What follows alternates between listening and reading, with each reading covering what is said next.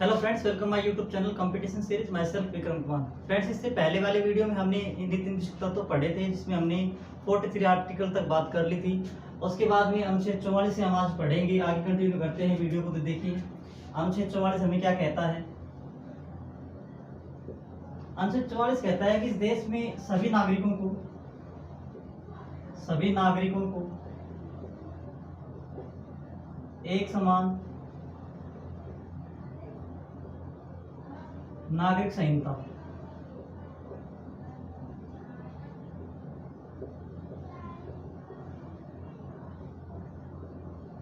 मिलनी चाहिए। अर्थात इस देश के अंदर सभी नागरिकों को एक ही कानून मिलना चाहिए, एक ही कानून से उनका न्याय हो। लेकिन फ्रेंड्स, ऐसा पॉसिबल नहीं है हो पाया हमारे देश के अंदर अभी तक। तो कोशिश जारी है, वर्तमान में इसके ऊपर चर्चा होती रहती है, क्योंकि हमारे देश के अंदर सभी लोग अलग अलग धर्म से जुड़े हुए लोग हैं। तो उनके विवाह करने का तरीका, उनका तलाक करने का तरीका सबका अलग अलग होता है। तो ये बात कौन कहता है? अनुच्छेद 44 कहता है। आइए बात करते हैं अनुच्छेद 45 की। अनुच्छेद 45 कहता है कि 6 वर्ष से कम आयु के बच्चे, 6 वर्ष से कम आयु के बच्चों को निःशुल्क शिक्षा अनिवार्य।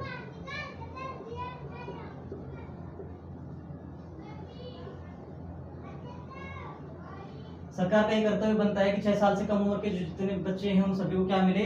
शिक्षा अनिवार्य हो, जरूरी हो, और निःशुल्क शिक्षा उनके लिए जरूरी हो। तो फ्रेंड्स, ये बात कहता है अनुच्छेद 45।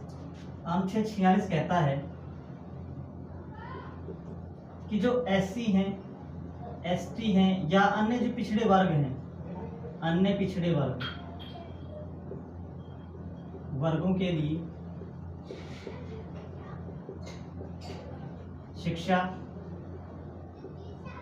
व आर्थिक सहायता उपलब्ध हो। ये बात कहता है आर्टिकल 46 अनुच्छेद 46 कहता है कि जो SC हैं, ST हैं या जो अन्य जो पिछड़े वर्ग हैं उनके लिए शिक्षा हो, उनकी आर्थिक सहायता की जानी चाहिए। इसी नीति निदेशक तत्वों को पूरा करने के लिए फ्रेंड्स हमारे संविधान के अंदर आरक्षण की बात की गई है। तो ये बात 46 के अंदर कही गई है, नीति निदेशक तत्वों के अंदर। आइए आगे हम बात करते हैं अनुच्छेद 47 की। अनुच्छेद 47 कहता है कि जो मादक पदार्थ होते हैं, मादक पदार्थों के सेवन पर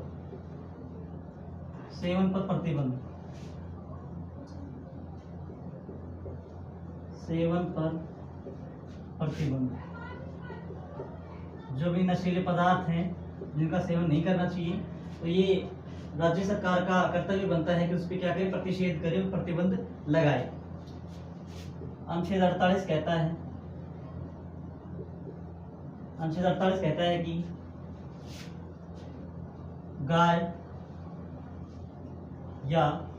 गाय और पालतू पशुओं के वध पर प्रतिबंध। फ्रेंड्स, जितने भी जो दुधारू पशु हैं या पालतू पशु हैं, गाय आदि जो पशु होते हैं, उनके वध पर प्रतिबंध लगाना चाहिए, उनको मारने से रोकना चाहिए। आगे हम बात करते हैं अनुच्छेद 49 की। इससे पहले फ्रेंड्स और आर्टिकल है, वो है अनुच्छेद 48A। अनुच्छेद 48A कहता है कि जो वन्य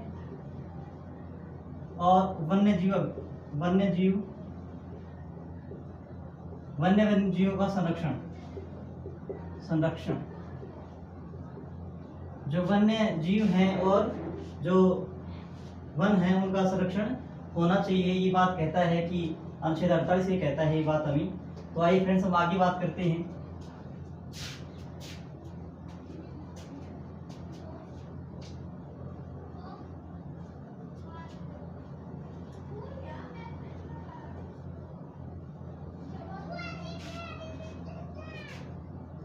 अनुच्छेद 49 अनुच्छेद 49 कहता है कि जो राष्ट्रीय स्मारक हैं, राष्ट्रीय स्मारकों का संरक्षण, राष्ट्रीय स्मारकों का संरक्षण,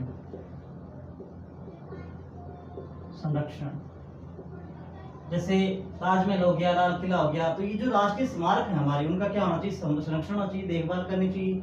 हालांकि जो इनके ऊपर जो कानून बनते हैं वो संसद बनाती है, लेकिन इनकी जो देखभाल है वो राज्य सरकार ही करती है। इसीलिए नीति निश्चित तत्व राज्य सरकार को दिए गए हैं, उनका ये जो है ड्यूटी बनती है, कर्तव्य बनता है कि उस राष्ट्रीय स्मारकों क्या करे, संरक्षण करे। तो फ्रेंड्स इसके बाद है अनुच्छेद 50। अनुच्छेद 50 कहता है कि जो कार्यपालिका है, कार्यपालिका का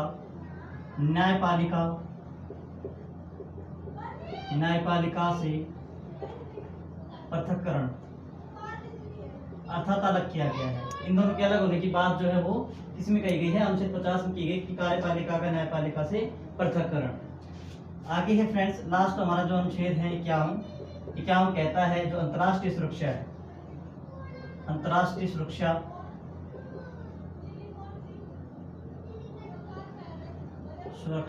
व शांति, अंतर्राष्ट्रीय सुरक्षा और शांति की बात जो है वो अनुच्छेद 51 करता है। तो फ्रेंड्स ये थे हमारे नीति निश्चित तत्व, और यहाँ पे हमारे नीति निश्चित तत्व खत्म होते हैं। आई होप आपको समझ में आया होगा। समझ में आया हो तो वीडियो को लाइक करें, चैनल को सब्सक्राइब करें। Thank you.